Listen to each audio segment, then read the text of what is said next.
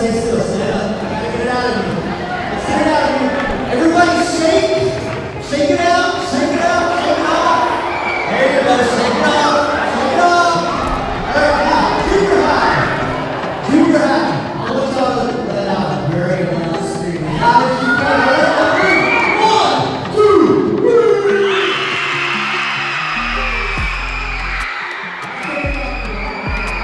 All right.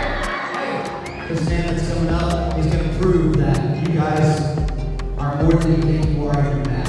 Okay? So let's give it up for what I'm hearing is one of the best speakers that you're ever going to hear. Give it up for Harmon. Come on. Let's go.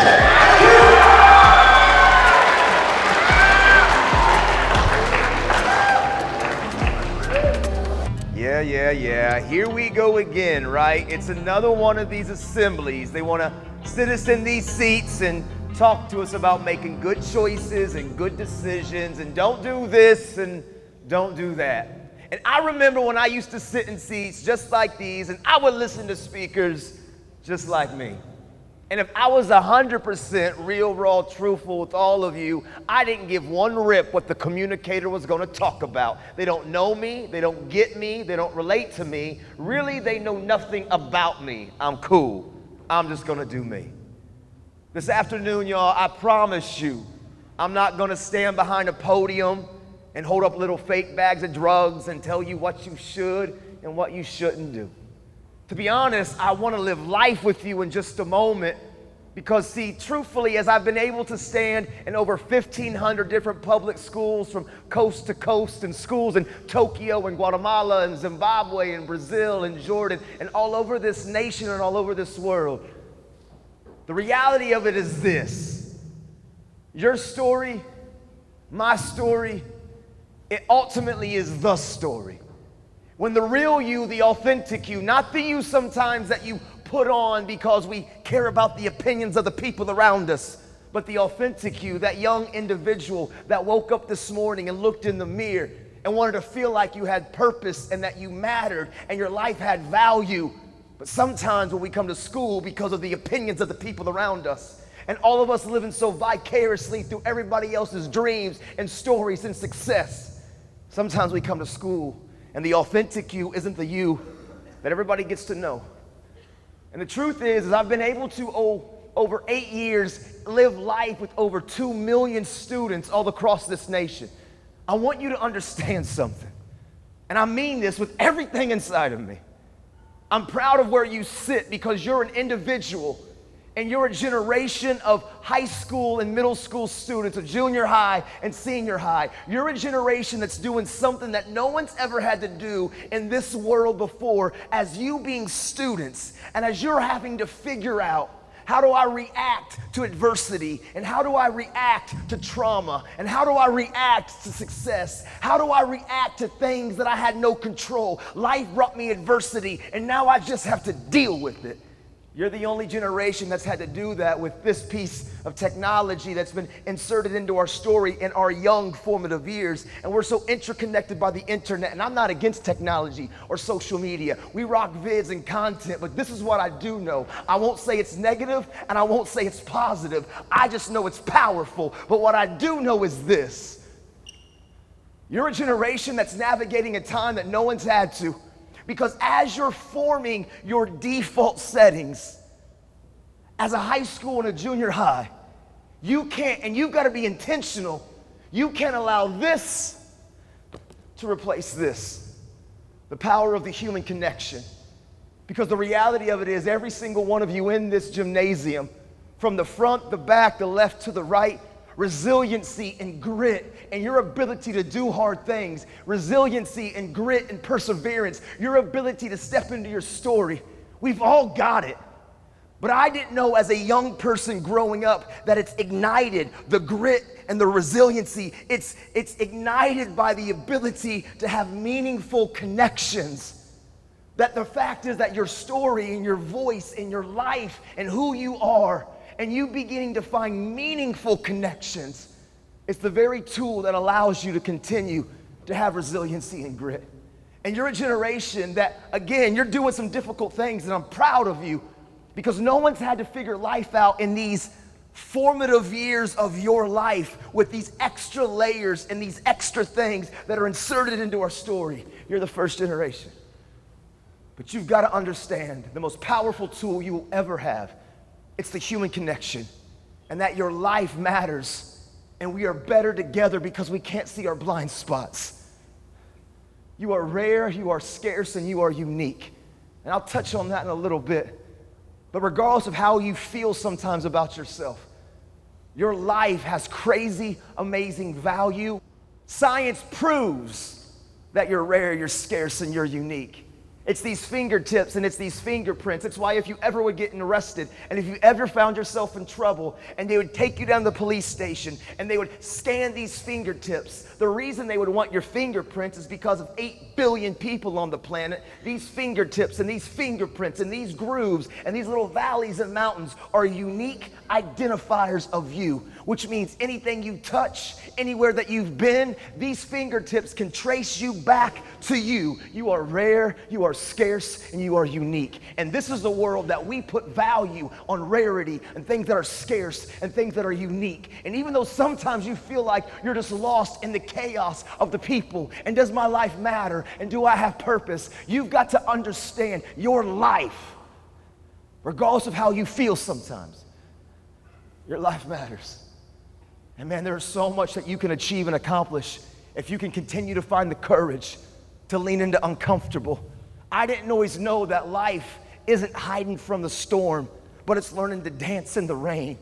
I didn't always know that pressure, it can bust pipes, but pressure is also the thing that makes diamonds. Pressure is not the problem. It's how do you and I react and respond. And so today, as I get a little time with you this afternoon, my hope and my heart is to you is this: lean into with me, because your story, my story, it's the story. It's the story of people that ultimately just want to feel like we matter, we have worth, and we have purpose. Let me rewind it back. My name's Nate Harmon. I come from Indiana, born and raised from a family of 4, and it was mom, dad, sister, and me. And when I was a kid growing up, my father, he was larger than life. He was like my role model, my mentor, my rock star. I looked up to this dude. He could never really do anything wrong. I wanted to be just like him. But we were real poor, like dirt poor. And I wanted to play ball when I was a kid. But I didn't know when I grew up, I would only be 5'7"-ish. Or I would have picked a different sport. But I wanted to hoop, and so my grandparents were super kind, and they came and poured a piece of concrete one Christmas. And my dad went and got a telephone pole, and he stuck it in the ground. And he went to some garage sale, and he found some busted, jankety backboard and rim. And I walked onto this court as a 9-year-old kid, my heart full of gratitude, getting ready to play ball with my father, and he's trying to teach me how to play ball, and I kind of already know all of that, so I'm excited to check up. And the very first time that I ever got the ball to play basketball with my father, I get it and I shoot it. True story. My dad goes, yak, and he laced the ball off my face. And I was super confused. And I pick up the ball again and I let it go, and my dad, yak. For 2 hours, I watched this dude beat the brakes off of me playing basketball. Like, I didn't watch the dumb ball go in the dumb goal, not one time. And after 2 hours of my dad demoralizing me, like, I walked off the court leaking snot and leaking tears on absolute meltdown mode. And I heard the voice coming from the back, and it was my mama. And she came out the house and she said, Tim, why wouldn't you let your son make one bucket? And still to this day, I remember what my father said to me in that moment. He looked at me with this serious tone, and he said, my son's got to understand something. It's not about making baskets on a basketball court, but in life there's going to be goals in his heart, things that he's passionate about. And he's got to understand it doesn't matter where he comes from or where he don't come from, what he has or what he don't have. He has to understand that he has the ability to see the problem, identify the problem, and figure out how to get around the problem, that thing keeping him from where he's trying to get. My son's got to understand that he's never a product of his environment, but he's always going to be a product of what he finds the courage to do. But life, maybe I'm the only one, but life sometimes as a young adult, it comes in waves. And we as students sometimes, we have to deal with things that we didn't ask for, we didn't sign up for. Life brings us adversity, and we just have to deal with it. Right after the basketball moment, my mom and my dad, a few years later, had called a family meeting. My dad used to use family meetings a lot because we didn't have a lot. And so maybe if we found a few dollars for some clothes for the shopping trip for the school year, or maybe they would find a few dollars to take us on a small little vacation. They used to always call a family meeting so we could appreciate the moment, I think. But growing up, I never saw mom and dad fight. Maybe I was just young, dumb, and naive, but I thought I had a picture-perfect family. The truth is, I was never allowed in my parents' bedroom growing up, and the reason they told me that is, if you get to know me and you're getting a glimpse of it this afternoon, I got one speed, y'all. It's all gas, no brakes. I'm a squirrel, no plan B, let's go. And when I was a kid, I broke everything. And so they kind of limited me so they could have some sanity. I get it. I got a 12-year-old, an 8-year-old, and a 2-year-old right now. I get sometimes that little young machine can cause you to stress out. But my mom and my dad called a family meeting. This time it was different. I walk in and I remember every single detail. You want to know why? Because every single one of us in this gymnasium, we've got things that I call moments of impact. There are moments in your life. Sometimes they're good and sometimes they're bad. There are moments in your story that impact you in deep ways. And sometimes maybe it's positive. You won the championship, you went on a vacation, it was a good experience. You think back of that experience of something amazing that happened to you. The details are just more vivid. And sometimes in those moments of impact, it comes from hardships and tragedies.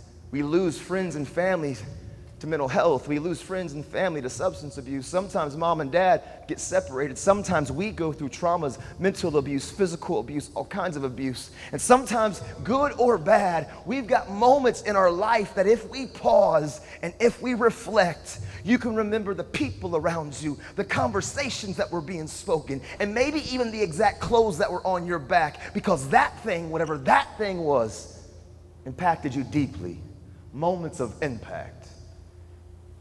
I walked into the kitchen for the family meeting, and I remember every little part of the story. My dad to my right, my mom across from me, my sister to the left, my back to the sink and to the stove and to the fridge.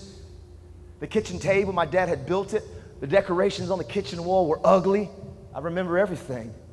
And my dad said, "Nikki, Nathan, we need to talk to you. Things aren't what they seem." And my dad began talking about a divorce and a separation. And it blindsided me because maybe I was young, dumb, and naive, but I never saw mom and dad fight. My parents don't have problems. And as a 12-year-old kid, my world changed overnight. And I didn't ask for it, and I didn't sign up for it, but now I just had to deal with it. And as I began to ask questions about why my dad moved up and moved out and ghosted us, and I began to realize that behind the bedroom door was where the verbal, the mental, the emotional abuse happened. And behind the bedroom door was the knockdown fights happened. And I remember I looked at my dad and all the addiction that happened. And I said, "I'm never gonna be like you. I'm gonna prove to you I don't need you in my life." But the problem, I didn't understand the importance of this. You see, as a young adult, the challenge for you and me is learning to maximize the creative control that we have in our sphere. And what I mean by that is this: growing up from junior high or to high school, as we go from junior high to high school to college or whatever's after the next chapter in your lives, your world, it gets bigger and bigger and bigger. Truthfully, and it's a funny analogy, but it's real, growing up, we're like a goldfish in a goldfish bowl. We don't have very much freedom. You got moms and dads over top of you. You have a lot of people. You don't get an opportunity to do too much. It's around and around and around we go. But then we come to junior high. And now you start getting a little bit later of a curfew. Maybe you start playing some sports. You have a little bit more responsibilities. You have a little bit more freedom. You go from the goldfish bowl to the pond, but then eventually you go to the high school, and now you get your license, and some of you got to get jobs, and now you start going to different kind of dances and have a little bit later of a curfew. We go from the goldfish bowl to the pond to the lake, and eventually it's the ocean called life. And I didn't understand the importance of my journey is how do I maximize the creative control that I have in my current sphere?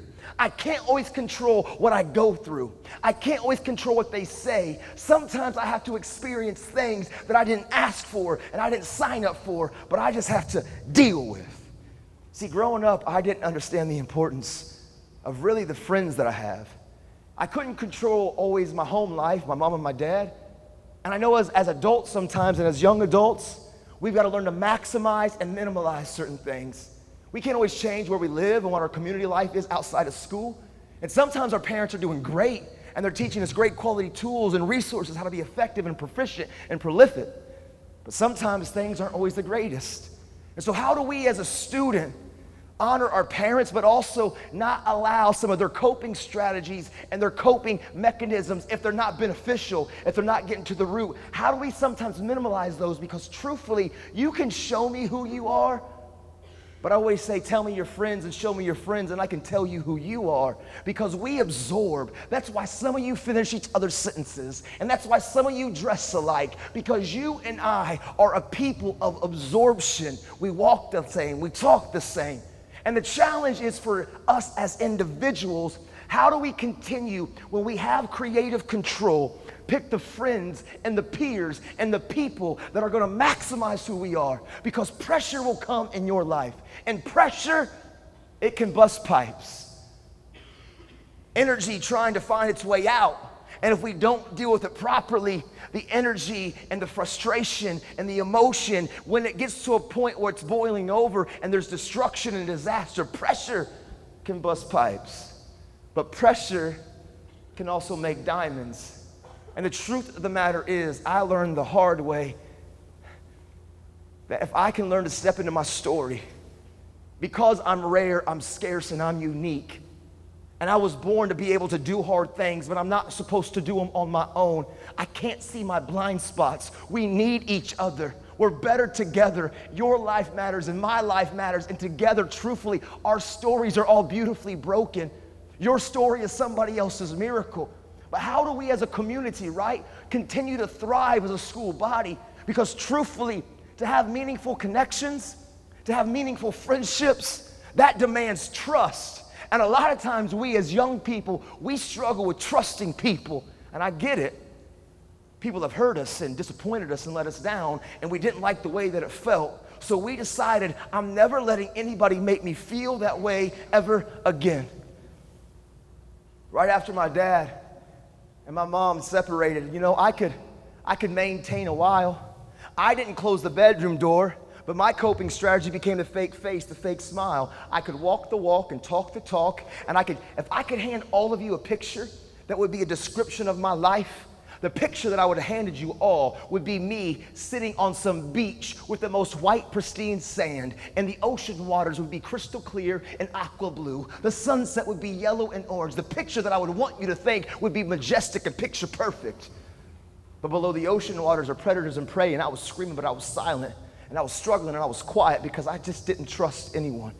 And by the time that I went from the pond, my junior high, and I crossed over into the high school, I was able to tread water long enough, but eventually wave after wave.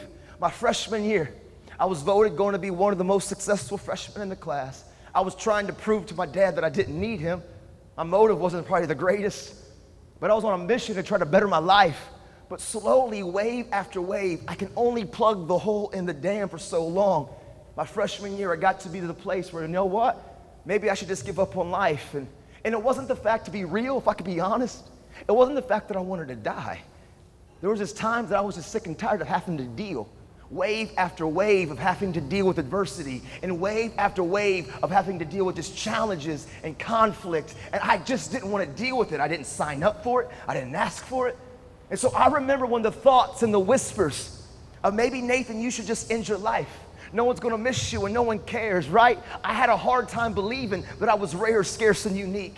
I had a hard time really looking in the mirror and feeling like I mattered, I belonged. And so I got to this place when I started really struggling with thoughts of giving up. You know how the pressure came out as well? I wouldn't control the internal pain.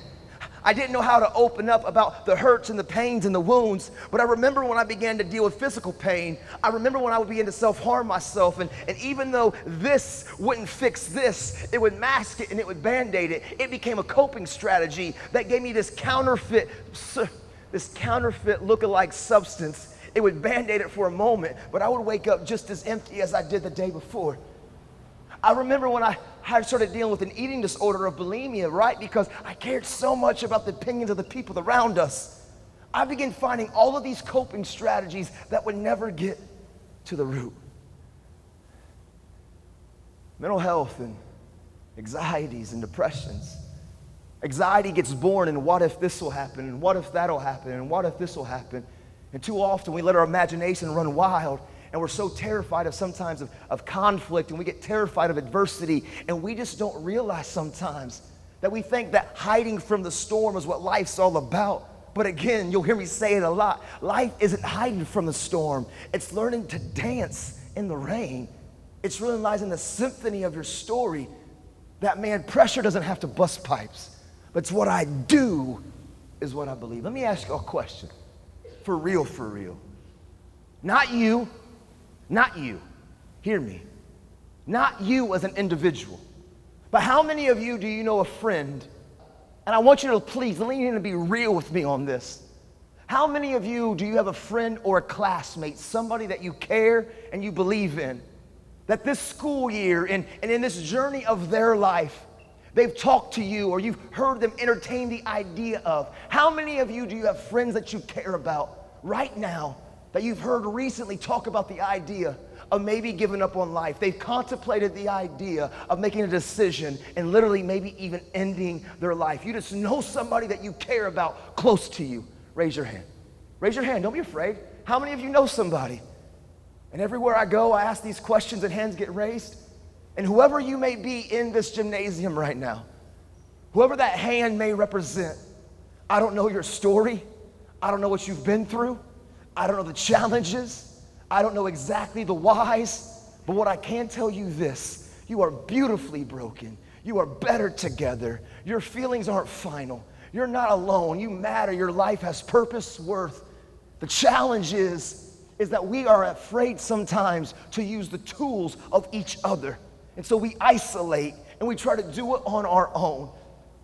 How many of you do you know somebody, not you, but somebody that you just know who battles with self-injury and self-harm? You know somebody that you care about that wrestles and messes and challenges, and they deal with self-injury or self-harm of some way, of somehow. Raise your hand. You know somebody, right?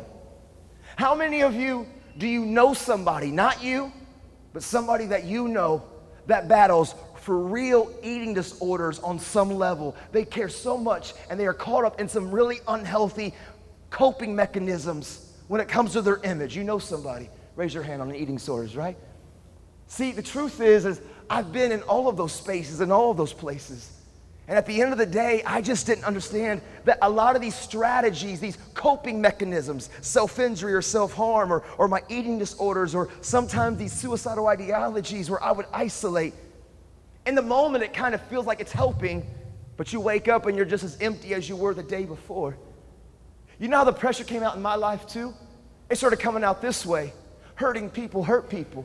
I want to feel like I matter and I belong, but I don't know how to articulate that. And so I've learned when I was going through school, I would come to school and I would step on you and I would clown on you and I would get my friends to laugh at my jokes, or we can get on these keys and we can say hurtful things because hurting people hurt people. And truthfully, I would get in fights and you may whoop me or I may whoop you, but it wasn't even about winning the fight. It was about me trying to prove that my life mattered. I would try to take my worth and take my value. But hurting people hurt people. And even though my friends may laugh at my jokes, or I may become the class clown and I would get everybody to laugh, or I act like I didn't give a rip about anything, I would wake up and be just as empty as I was the day before. You know, there's a lot of times in my life, a lot of times in my story, right? Areas that I know that I should change, or I want to change, or I need to change. And it's not even have to be some of our mental health or our behaviors of how we treat each other. And it doesn't even have to be substance abuse. It could be procrastination. It could be you kind of being better with your time management. But there was a lot of times in my life, areas when I would look in the mirror, the authentic me, I knew there was areas that I should change. I want to change. Really, I needed to change. But you know what? Nothing would ever change because change is uncomfortable. And none of us wake up and say, today I want to be uncomfortable. No, man, we run back to what we've always been. And we lie to ourselves and we say we're okay where we are. And even though this isn't where I really want to be, it's what I know. And so I'm okay with the comfort of staying the same, even though inside of me I got dreams and I got goals, but I always just don't have the courage to believe that I can do hard things too. See, I've been in all these places and spaces. I got a little bit older my freshman year, voted going to be one of the most successful freshmen in my class. My mental health became real. Suicidal attempts and thoughts and struggles became real. Anxiety that crippled me. Self-injury and self-harm. Eating disorders. And then I got angry and mad and I'm stepping on people. But then some friends said, hey, Nathan, on the weekend, come pop the pill. Come take the drink. Come try this. Come experiment around with that. My dad was an alcoholic and an addict, and I was going to prove to that dude that I didn't need him. You know what's crazy about sometimes we as just students? And maybe I'm the only one, but man, I know at home sometimes we've got parents and systems of care and grandparents. Sometimes they aren't maybe making and giving us the best example of how to do stuff. And sometimes they hurt us, and sometimes people do things that really affect us.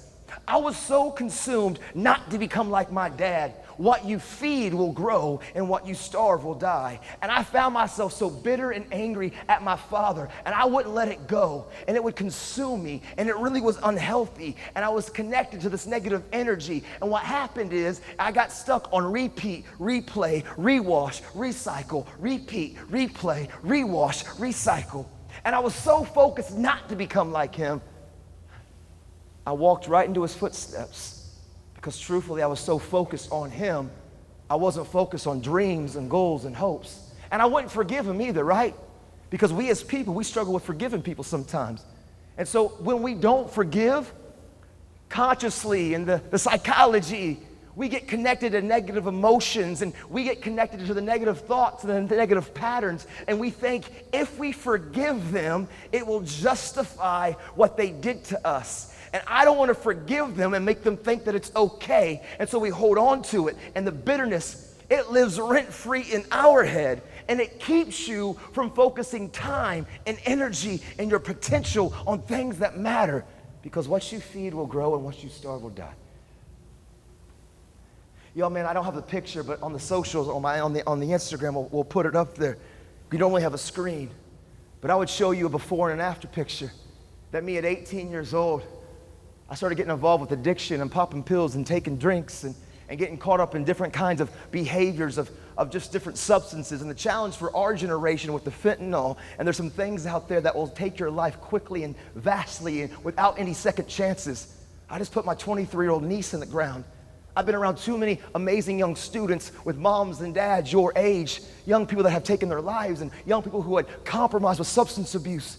See, the truth is about substance abuse is this. No one wakes up and says, today I want to be an addict. No, what happens is, just like mental health and some of our negative coping strategies, at the end of the day, we're walking wounded. There's something deeper inside of us that we don't know how to articulate. We don't know how to lean into because we don't trust. And so for me, when I popped the pill and I took the drink and I gave into the peer pressure, I was already walking wounded. And just like self-injury and just like self-harm, the substance abuse or the alcohol, it kind of numbed the senses. It kind of gave me this counterfeit fix. But I would wake up just as empty as I was the day before. And the challenge with some of these things, like addiction, when you first began and that you're just hanging out with your friends and it's a good time is what you tell yourself, but really you're walking wounded. And so addictions like this, it's like a cute little bear cub. Cute little bear cubs, right? If you were around a baby, brand new grizzly bear and mama bear was gone for some reason, you would see a 3-day-old bear cub and, it's cute. The problem is when you begin to feed the bear cub, and the bear cub grows up, and now the addiction gets a hold of you where you have to feed it because if I don't feed it, the instincts of the bear cub could kill me. You see, the truth is there was a lot of times in my life that I was finding coping strategies that would just never get to the root. I didn't understand the importance of the human connection. I really didn't understand the importance of this. What I give away is what I get to keep. I used to walk so wounded, and I would use the beaten brokenness of my past And to be honest, I would almost sometimes use it as sympathy, and I would try to get people to see that I was struggling, so they would tell me kind things, and those kind things would feel good. But just because they told me certain things, I would go home, and I didn't feel that way because I didn't own those feelings. I didn't realize one of the most powerful tools I have to my mental health is that even though I'm struggling, I don't have to have it all figured out. But what I give away is what I get to keep. Getting involved and serving each other and adding value to each other and signing up for community projects and clubs and sports, giving something that you can keep your mind on and your focus on. And it's not that you're running from your problems, it's realizing the principle of what I feed will grow and what I starve will die. It's learning to leverage the pressure in your life. That pressure doesn't bust pipes, it can create diamonds. But here's what happened to me. At 23 years old, 18, 19, 20, just going through the motions. A bunch of my friends graduated college. They said, hey, Nate, we're coming home. We're gonna have a party. Do you wanna go? And I was like, yeah, for sure. It's what we do. I'm 23, I'm legal age to drink. It's what I've been doing since I was really before I was even supposed to. But my whole life, right, there were these coping strategies that I was using that would never get to the root. You know, the truth is when I say things like this, like we need each other, we're better together, communication activates resiliency. A lot of times we as students, we struggle because that demands trust. And we don't trust people. And we have reasons for not trusting people. Somebody's hurt you, somebody's disappointed you. Really, we don't trust people too, because when I open up my heart and I share really what's happening to me, I don't know what you're going to do with it. And so the fear of the unknown, it can hold us hostage. I've had to learn the hard way. Trusting people isn't based on feelings, because feelings aren't final and feelings aren't based in facts. Like I've said before, I struggled with my self-esteem and self-worth when I was growing up. I was a heavier kid. If I walked by you and I made eye contact with you and you two were laughing, I would just assume you were clowning on me. And the feeling that I had, it was authentic, it was real. But when I would confront you and have a conversation with you, you two were talking about the football game the night before. And just because I felt a certain type of way, it doesn't mean my feelings were based on facts. And I've had to learn throughout my story, trusting people isn't based on feelings. Trusting people is based on time. Those friends to your left and to your right, those mentors and those coaches in your life. Trusting people is beginning to let people in that you know want to see you win. And sometimes those people you don't want to use because they're going to hold you accountable. They're actually not going to tell you what you want to hear, but what you need to hear. And so sometimes we struggle with being real and being raw. I was 23. I should have been a senior graduating college. A bunch of my friends come home, let's go to the party. Let's go. Buy a bag of pills, to be honest. Case of alcohol. We go to the party. The alcohol runs out. Hey, Nate, we're going to go to the bar. I'm 23. I'm legal age to drink. Let's ride. I get a ride. I get to the bar. I have 10 more shots of alcohol. I'm lit up. I'm faded. What's the big deal? I'm just going through the motions. It's what we do. The party and the bar is about to close, and they said, hey, Nate, there's an after party at TJ's house. Do you want to go? And I'm like, yeah, for sure. It's what we do. And they said, well, it's at T's house, and he's not there. We got the keys to his house. Do you want to ride? And I'm like, yeah, I know T real well. Let me leave a little bit early, go get the after party ready. When the bar closes down, we'll bring everybody there. I get on the phone, though, because I was too drunk to drive, and I called my friend Priscilla. Priscilla had moved from Alabama 2 months previous. She had befriended a group of about 8 of us. She wasn't there that night. I needed a ride. I was too drunk to drive. An Uber thing wasn't real at the time. So I called my friend Priscilla. Can you come get me? Nate, I'll be right there. She shows up about 30 minutes later. I bought a case of beer to take to the after party. My buddy Mike stops me. Nate, you're not driving. Nah, bro, she is. She's my DD. We shook up. I'll see you at T's house. But somewhere in the process of leaving the bar and getting to the car, somewhere in the transition, I put the case of beer in the back passenger seat. But somehow I got the keys. And we were right around the corner from TJ's house. And when I talk about moments of impact, moments when I can remember certain details and things in your life and my life that are just more vivid. I was right around the corner from TJ's house, and I can see her face and I can hear her voice, and she simply said this word, and it echoes and it rings, and she screamed one word, and it was tree. And then I was in a helicopter. And then I woke up in a hospital bed, and police officers were over top of me asking me questions. What's her name, and where's she from? Because her cell phone was locked and her ID wasn't in her purse, and she was fighting for her life. And I said, her name's Priscilla Owens, what's going on? And they said, well, Mr. Harmon, we can't tell you anything. And my ankle was shattered, and I was confused, and my mama had showed up, and she was in the corner of the hospital room, and I was trying to process everything. For some reason that morning, they didn't arrest me. They were still trying to figure out what happened, and Priscilla was alive but struggling to survive. And they said, we'll be in contact with you soon. And maybe because my ankle was broken, they didn't know about the hospital bill, or they were still trying to figure out what kind of crime, a DUI or a DUI with bodily injury. But they released me that morning, and I crutched out into the car with my mama. And I sit into the car with moms, right? Like, I just wanted my mama. I don't know what it is about us as young people. It's when our back's against the wall, that's when we want to get help.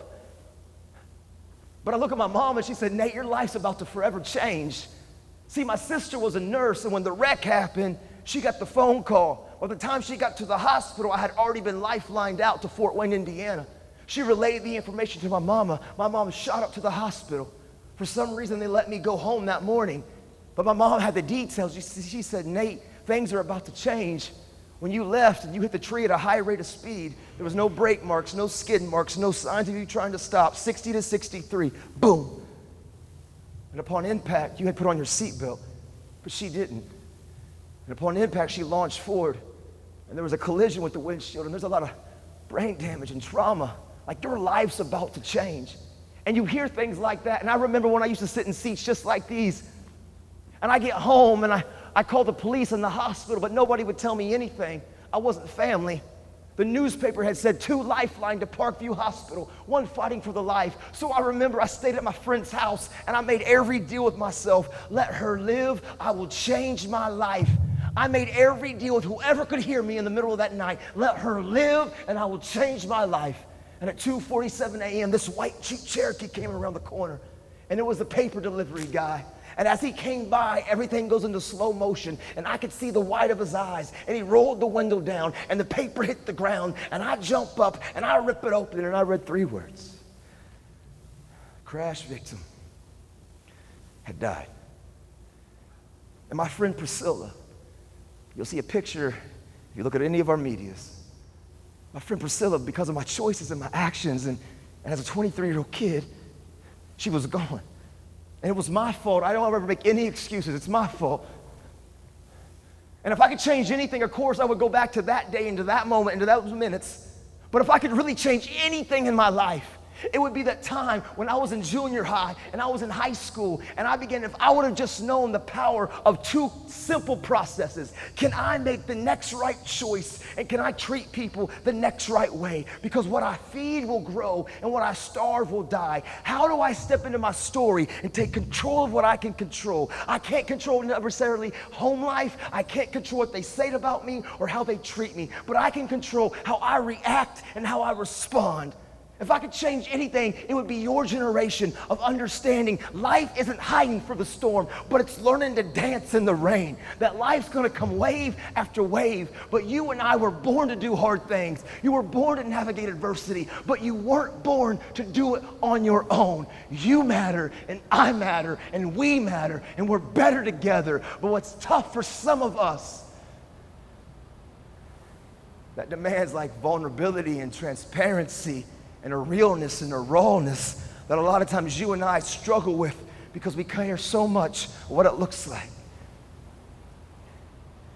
If I could change anything, it would go back to that point in the place in my life when I really began to believe that I'm rare and I'm scarce and I'm unique. And if I can just step into my story, Sometimes I always say, I could tell you the bottle's empty, I could tell you the bottle's full. Really, it's in the perspective of who holds it. I'm at a place in my life right now, I don't care if it's empty or it's full. I just am excited that I got a bottle. Listen, I won't tell you it's negative or positive, I'll just tell you it's powerful. And every single day in your entire story, you've got creative control. Can you control what you do? All of you that drive, in the side view passenger mirror, you'll read a few words. Objects in the mirror are closer than things appear.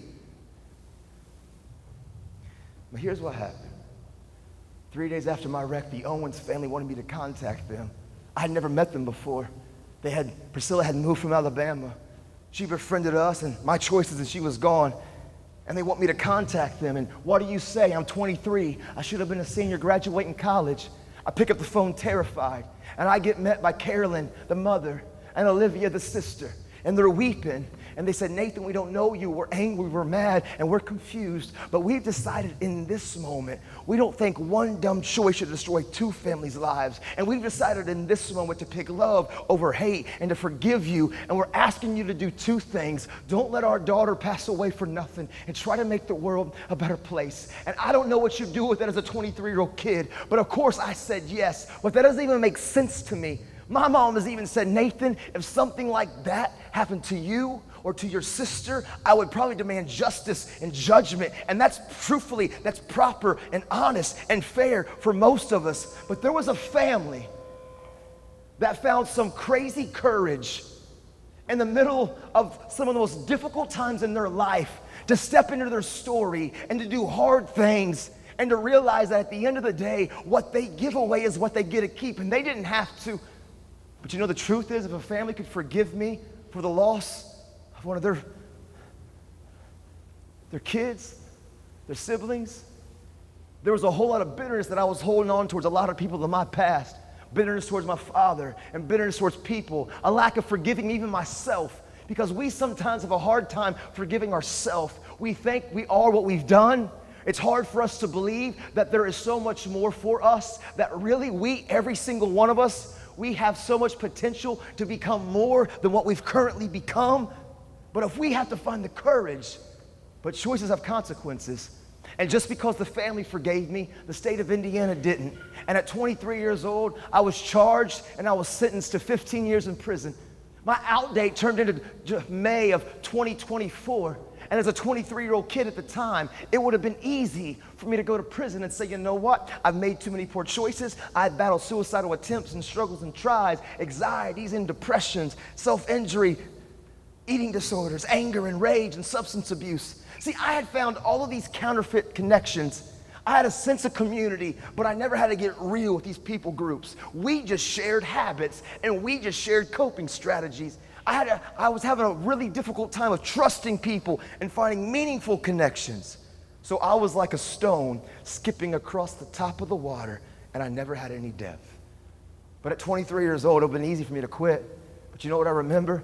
I remember my daddy smacking this basketball off my face, and he told me, Nathan, remember, as long as there's breath in your lungs, there's hope in your heart. And as long as you're breathing, yes, you can. And I made a promise to the Owens family. So at 23 years old, I looked in the mirror, and I slapped the words, change the world, on the bathroom mirror. And I've lived my life from this point, just like all of you that look in the passenger side mirror. Objects in the mirror are closer than they appear. And if I can just make the next right choice and treat people the next right way, it doesn't matter my environment. It doesn't matter necessarily the story of what you've been through. It factors in, it affects you. But if you can learn to take the pressure and the pain and the story and the journey of your life and step into it, you're not a product of your environment. You're a product of what you do. And so at 23 years old, I put change the world on the mirror. You know why some of us struggle with mental health? It's because we as young people on this side of COVID and on this side of technology, we've had a hard time of really re-engaging. We've had a hard time of really beginning to look in the mirror and to believe that we're so much more than what we currently are. And who you currently are isn't bad. You're beautifully broken just the way that you are. And I say we're beautifully broken because I don't care who you are or where you've been. I don't care how much your grades are thriving and how pristine your life may look. We've all got stuff. In some way and somehow, we're all better together. And for some of us, we struggle because we don't have any direction. We have a hard time really believing in the mirror that in this room are entrepreneurs, and in this room are realtors, and in this room are people that are going to go get their PhD, and in this room are psychologists, and in this room are musicians, and in this room are athletes, and in this room are creators, and in this room is cosmetologists, and in this room are veterinarians, and in this room are people that's got a beautiful story and that you can do hard things and you were born to do hard things, but sometimes you struggle with believing, so we just settle for it is what it is, and we struggle with our mental health because what we feed will grow and what we starve will die. And having goals, it's not an end-all be-all to mental health, but having direction that you're going towards, it helps tremendously. And as I've stood in front of thousands of students, millions of you, a lot of us right now, we're not engaged. We're not taking control of what we can control. Too often we just slide and glide and go over where life will take us. But at 23 years old, as a person in prison, I put Change the World on the mirror. I didn't know that I would become a communicator. I didn't know that I would get released from prison 11 and a half years early. I didn't know that maybe I could use my vernacular and create kind of a conversation that would have rhythms and ebbs and flows that would bring some of you to lean in and to begin to believe that you can do hard things too, because your story, my story, it's the story. I just wanted to make a difference. And so your dreams and your goals don't have to be so vivid. Every T doesn't have to be crossed and every I doesn't have to be dotted. But what's the thing inside of you that lights you up? And if you can every single day be the next best version of yourself, where do you have creative control? So I started living my life with two principles: make the next right choice and treat people the next right way. I couldn't control when the food came and the food left in prison. I couldn't control when the light switch went on and the light switch went off in prison. I couldn't control when the door opened and the door closed in prison. But you know what I could control? I can make my bed every single day. And it wasn't about I was supposed to, but where in my sphere as a student, where in my sphere as my surroundings, do I have creative control? And can I make the next best choice and treat people the next best way? And if you can try your best every day, what happened with me is I signed up for psychology classes, and then I have a choice to do my homework or not. I got involved with programs that are trying to change the way that I think. It'll change you. The program that I was in was lowering the return rate to prison. They wanted to take an ambassador and try to promote it around the state of Indiana. See, there was a dude in chaos that wasn't concerned about the chaos. I took ownership. I'm going to make the next right choice. When they went to pick somebody, there was a dude in there doing the best ability of taking extreme ownership, learning the journey of the dance of life in the rain. They picked me. I started going all across the state of Indiana while incarcerated. I would leave prison in street clothes. IU, Ball State, Purdue, D1 colleges. I would get dropped back off at the prison. Eventually, the governor and his team, they wrote a letter. This young man's more effective out there than he is in here. And I walked out of the prison 11 and a half years early. Why? Because not one of us in this room are a product of our environment. We're a product of what we find the courage to do. I need both of you to come down here real quick. Listen to me, y'all. I got released in 2012, 11 and a half years early. You know what happened? I went to my hometown. And everybody in my hometown, they said, Nathan, you're an idiot. You're never going to change. You're always going to be what you've always been. And I said, you know what? You have the right to feel that way. I have given you plenty of evidence. I have given you plenty of reasons and resources. Y'all can just stay there for just 1 second. In 2013, I reached out to 100 schools in Indiana.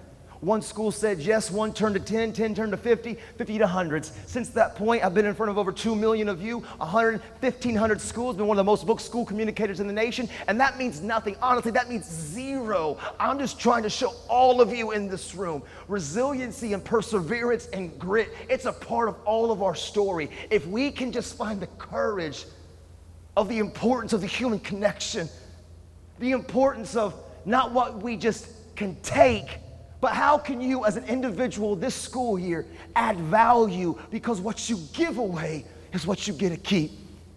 The importance of when you walk into a classroom or you walk onto a sports field, or you walk into the office, or you walk into the gas station, or you walk into wherever you walk into at home, how can you be counterculture? And what I mean by that, we live in a world that is me, me, me, me, me. Take, and it's consuming us, and it's festering unhealthy thought processes.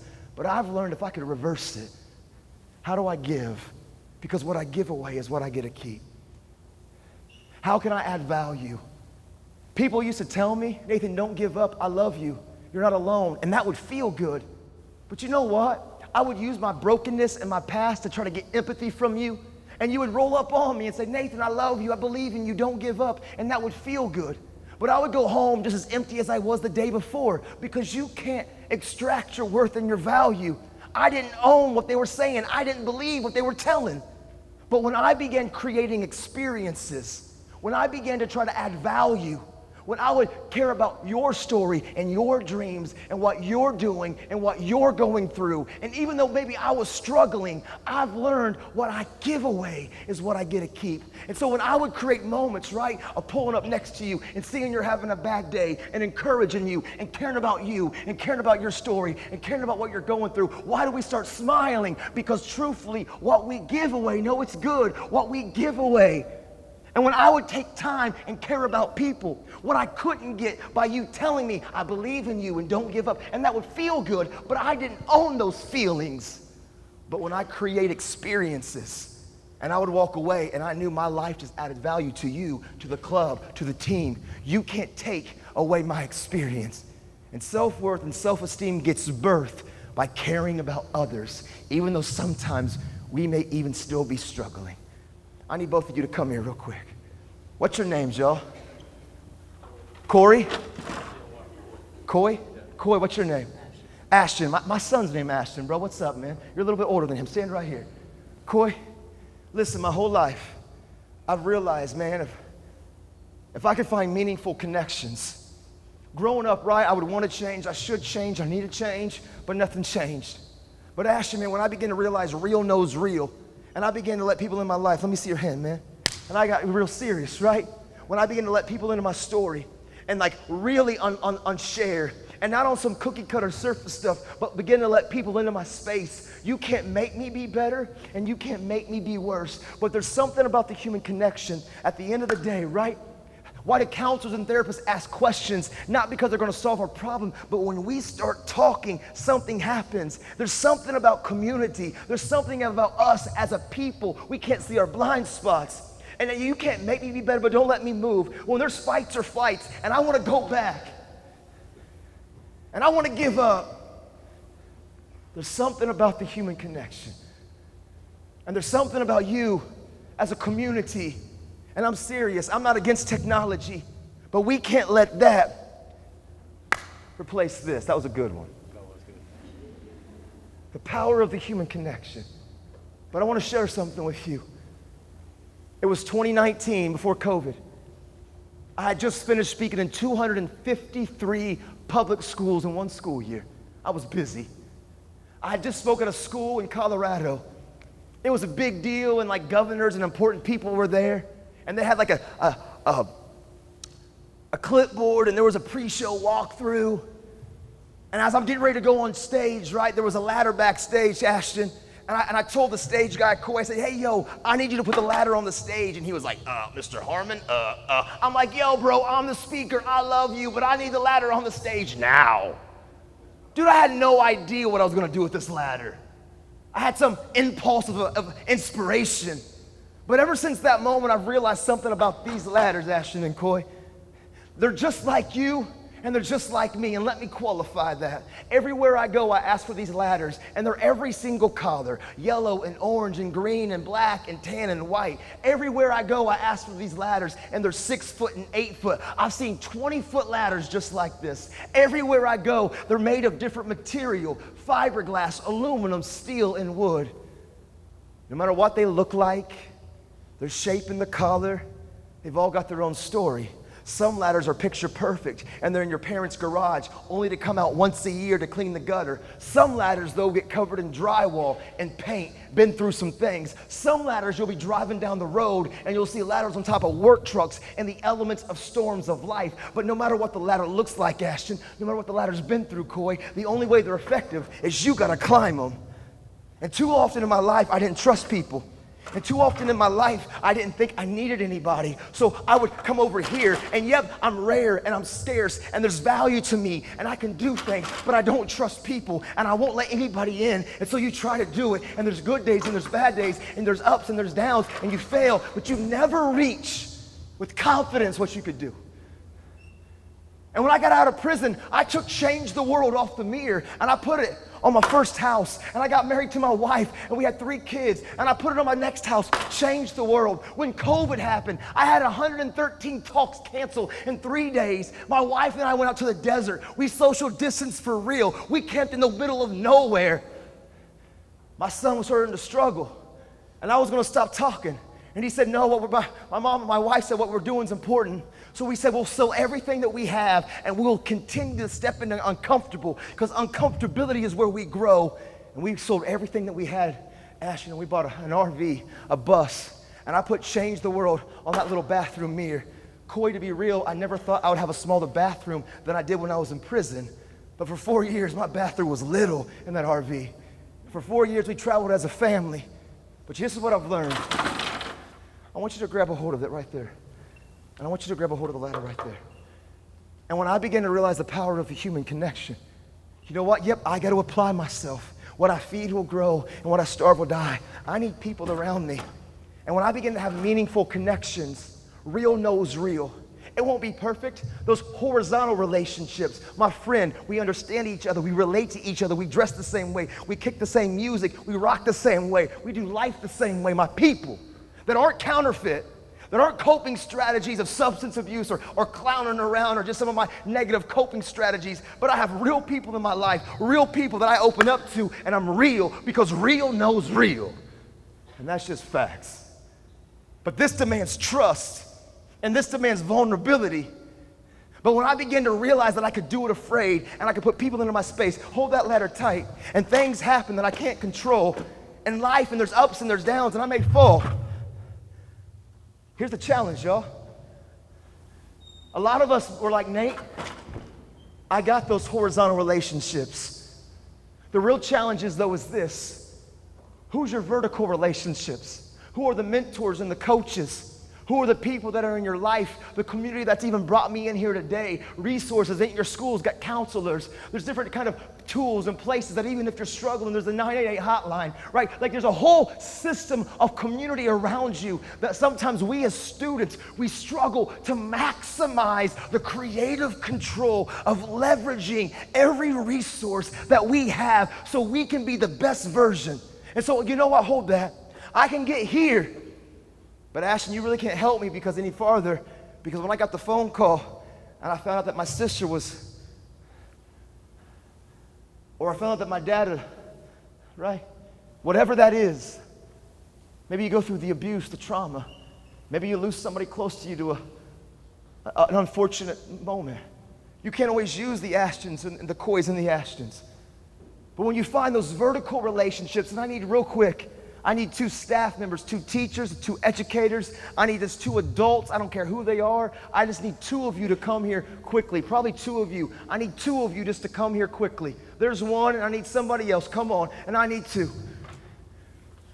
And this is the part that we as young people wrestle with. I want you to hold there, and I want you to hold here. Because I can use the Coys in my life, and I can use the Ashtons. But when I begin to go through certain things in my life, I got to apply myself. But when I begin to get to places that the Ashtons and the Coys can't help me, am I willing to leverage every resource that I have, the mentors, the coaches that have been through some things that just want to see you win? And when you begin to find out the reality that your story and my story, it's the story, and we're better together, and you begin to surround yourself with people that no matter what happens or where it's going or what's going on, you can find confidence and you can stand, and you can navigate, and you can get to places that you could never get on your own, and you can navigate adversity and chaos and things that pivot and move on your own. But we as students, right now in this generation, we struggle with those horizontal and those vertical relationships. And I'm just here today to tell all of you one thing, man.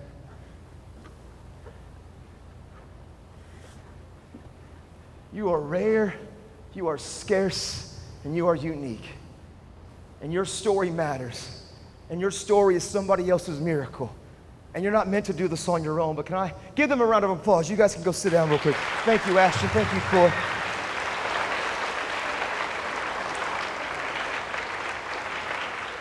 I want to end you with this. My time's about to be done. I saw a lot of our hands that got raised when we said, I know somebody. I saw a lot of hands that got raised that said, you know what? I got a friend that I care about that's struggling. I got a friend that I know that, man, that's wrestling. I want you to know you're not their friend because they have to always like you. You're their friend because you will do whatever it takes to keep them alive. You're their friend because you believe in them, even when they don't believe in themselves. So the question that I ask all of you, right? I need each one of you individually to climb your ladder, to find your dreams, to find your goals. What you feed will grow. But the real question, the rest of this school year, I ask you, whose ladder are you willing to hold? Whose ladder are you willing to say your story, my story, the story? And we are better together. You are beautiful. I am proud of you. You are rare. You are scarce. You were meant to not hide from the storm, but dance in the rain. And you were meant, and you can make the next right choice. But treating people the next right way isn't just because it's what we should do. Treating people the next right way is what will actually help you navigate you becoming so much more than what you currently even are. We Are Your Life Speaks. My name is Nathan Harmon. Thank you, guys.